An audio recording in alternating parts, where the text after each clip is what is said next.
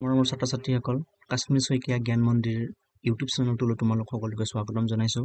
আজিৰ থাম্বনেইলটো চাই তোমালোকে গমেই পাইছা, আজি তোমালোকৰ সংস্কৃত পাঠ্যপুথিখনৰ লোকমান্য তিলক এই পাঠটোৰ অনুবাদটো মই দিব ওলাইছোঁ। তেন্তে আহা আমি দেৰি নকৰি ভিডিঅ'টো আৰম্ভ কৰোঁ।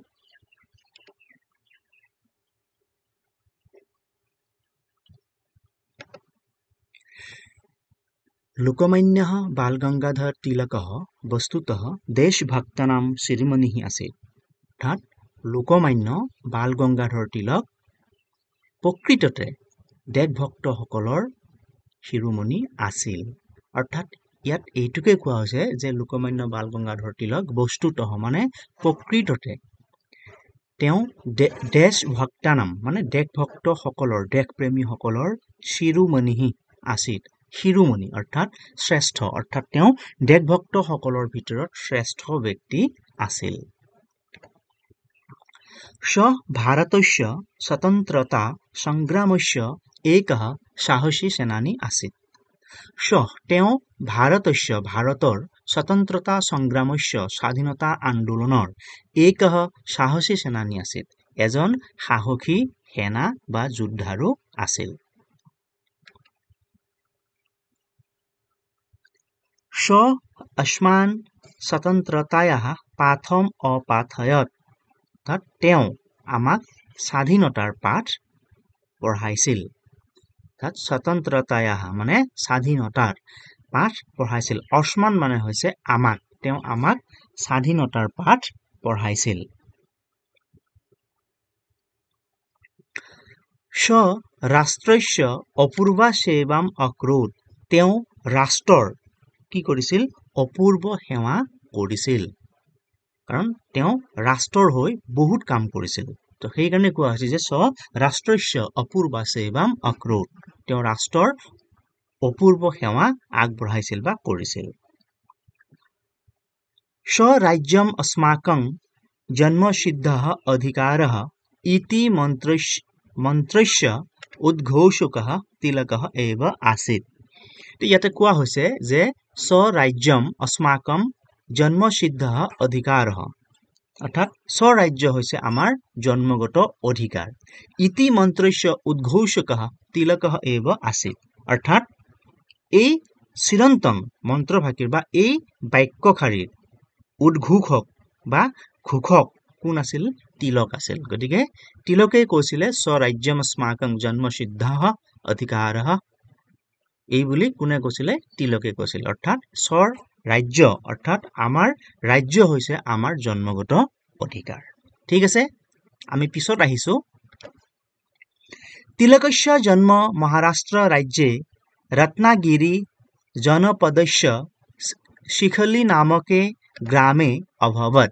অৰ্থাৎ তিলকৰ জন্ম মহাৰাষ্ট্ৰ ৰাজ্যৰ ৰত্নাগিৰি নামে অৰ্থাৎ ৰত্নাগিৰিৰ শিখলি নামৰ এখন গাঁৱত তেওঁৰ জন্ম হৈছিল। ঠিক আছে, অৰ্থাৎ এই মহাৰাষ্ট্ৰ ৰাজ্যৰ ৰত্নাগিৰি নামৰ ঠাইখনত যি শিখলি নামৰ গাঁও আছিলে, সেই শিখলি গাঁৱত তেওঁৰ জন্ম হৈছিল। তস্য জনকः গংগাধৰः কুশলः শিক্ষকः লেখকः স আसीत्। তেওঁৰ জনকः অৰ্থাৎ তস্য তেওঁৰ জনকः মানে তেওঁৰ দেউতাক, গংগাধৰः মানে গংগাধৰ, কুশলः শিক্ষকः লেখকः স আसीत्। অৰ্থাৎ এজন কুশলः মানে প্ৰতিভাৱান, শিক্ষকः শিক্ষক, লেখকः স আसीत् আৰু লেখক আছিল। অৰ্থাৎ আমি গম পালো যে গংগাধৰ হৈছে লোকমান্য তিলকৰ দেউতাক। ঠিক আছিলে, আৰু গংগাধৰ কি আছিলে? এজন প্ৰতিভাৱান শিক্ষক আৰু লেখক আছিল। ঠিক আছে।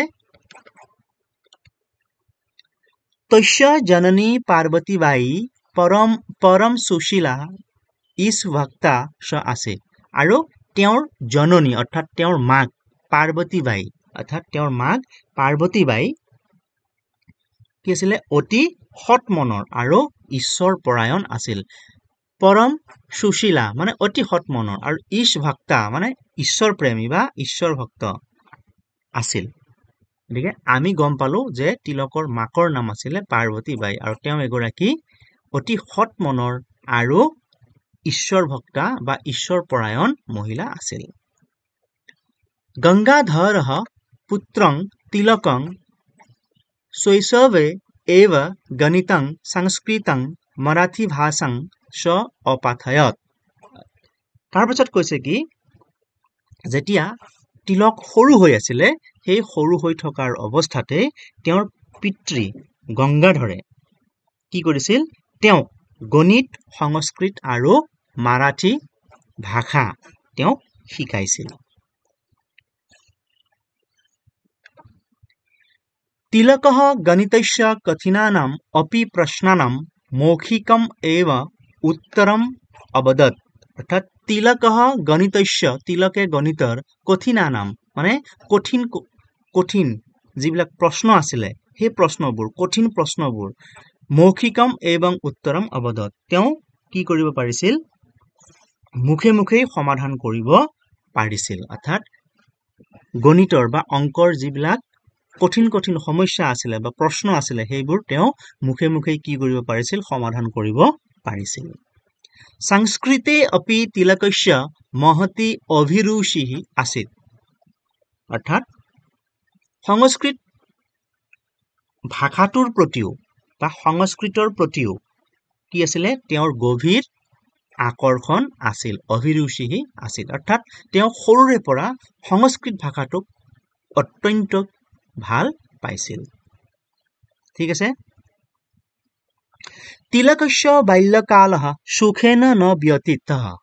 তিলকৰ সৰু কালটো অৰ্থাৎ বাল্যকালটো সুখেৰে অতিবাহিত হোৱা নাছিল বা সুখেৰে যোৱা নাছিল। यदा स 10 वर्षीयः आसीत् तदैव तस्य जननी शरीरम अत्यजत।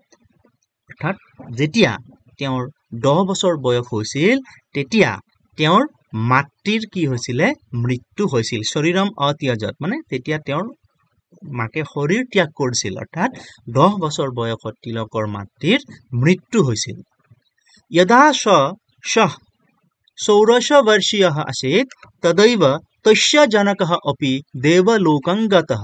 আৰু যেতিয়া তেওঁৰ 16 বছৰ বয়স হৈছিল তেতিয়া কি হৈছিলে তেওঁৰ দেউতাকো পৰলোক গমন কৰিছিল। অৰ্থাৎ তেওঁৰ দেউতাকৰো মৃত্যু হৈছিল। 10 বছৰ বয়সত মাকৰ মৃত্যু হৈছিল আৰু যেতিয়া তেওঁ 16 বছৰ বয়স হৈছিল তেতিয়া তেওঁৰ দেউতাকৰো মৃত্যু হৈছিল।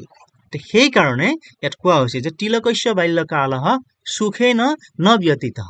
তিলকৰ বাল্যকালটো সুখেৰে যোৱা নাছিল কাৰণ তেওঁ অতি কম বয়সতে নিজৰ পিতৃ মাতৃক হেৰুৱাবলগীয়া হৈছিল।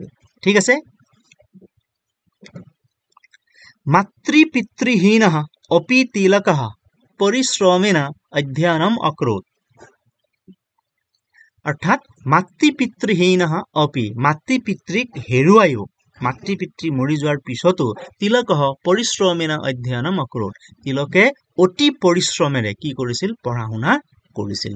তেওঁৰ পিতৃ মাতৃ তেওঁক এৰি থৈ গুচি গৈছিল যদিও তেওঁ কিন্তু পৰিশ্ৰম কৰা বা পঢ়া শুনা কৰা এয়া কেতিয়াও এৰি দিয়া নাছিল। তেওঁ কঠোৰ পৰিশ্ৰমেৰে কি কৰিছিল তেওঁৰ যি অধ্যয়ন আছিলে সেই অধ্যয়ন চলাই লৈ গৈছিল।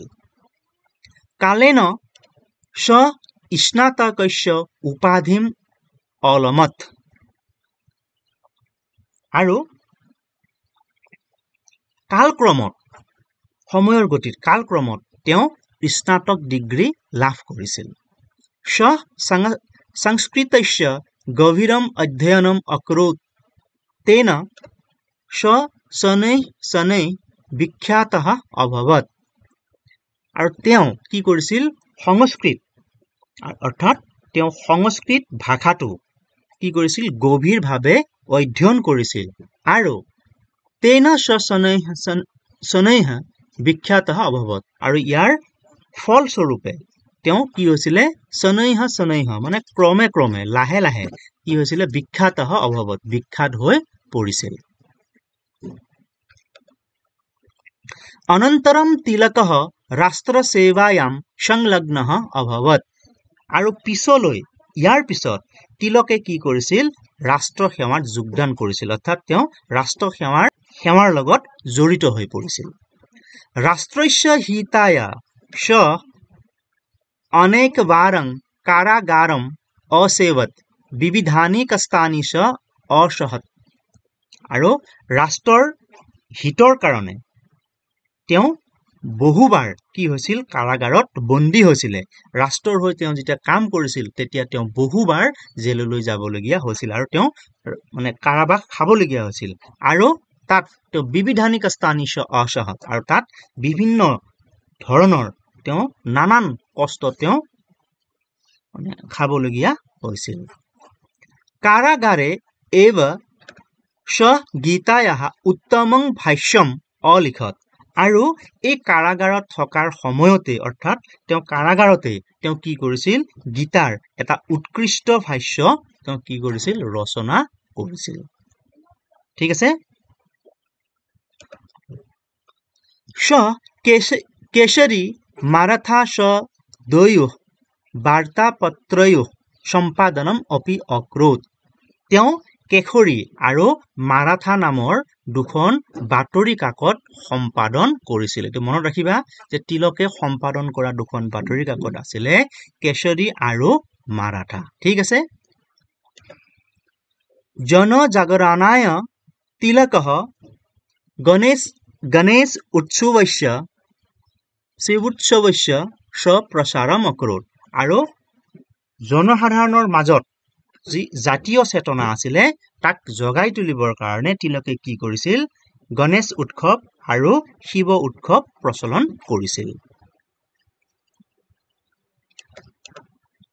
স অতি লোকপ্ৰিয় আছিল তেওঁ অতি কি আছিলে জনপ্ৰিয় আছিল তেওঁ অতি জনপ্ৰিয় আছিল কাৰণ তেওঁক বহুতো লোকে ভাল পাইছিলে অতঃ জনৈঃ স লোকমান্যঃ ইতি উপাধিনা বিভূষিতঃ আৰু সেই কাৰণে তেওঁক যিহেতু বহুত লোকে তেওঁক ভাল পাইছিলে মানে তেওঁ লোকপ্ৰিয় আছিলে তেওঁ কি আছিলে জনপ্ৰিয় আছিলে সেয়েহে তেওঁক জনসাধাৰণে কি কৰিছিল লোকমান্য উপাধিৰে বিভূষিত কৰিছিল অৰ্থাৎ লোকমান্য হৈছে লোকমান্য ইয়াৰ অৰ্থ হৈছে কি জনসাধাৰণৰ দ্বাৰা গ্ৰহণযোগ্য মানে জনসাধাৰণে গ্ৰহণ যাক কৰে তাকেই কি বুলি কোৱা হয় লোকমান্য বুলি কোৱা হয় অৰ্থাৎ তেওঁ অতিমাত্ৰা অত্যাধিক তেওঁ জনপ্ৰিয় হৈছিল আৰু তাৰ কাৰণে তেওঁ লোকমান্য উপাধিটো মানে তেওঁক বিভূষিত কৰা হৈছে মানে তেওঁক অৰ্পণ কৰা হৈছিল তো ঠিক আছে মৰমৰ ছাত্ৰ ছাত্ৰীসকল আশা ৰাখিছোঁ ভিডিঅ'টোৰ পৰা তোমালোক উপকৃত হ'বা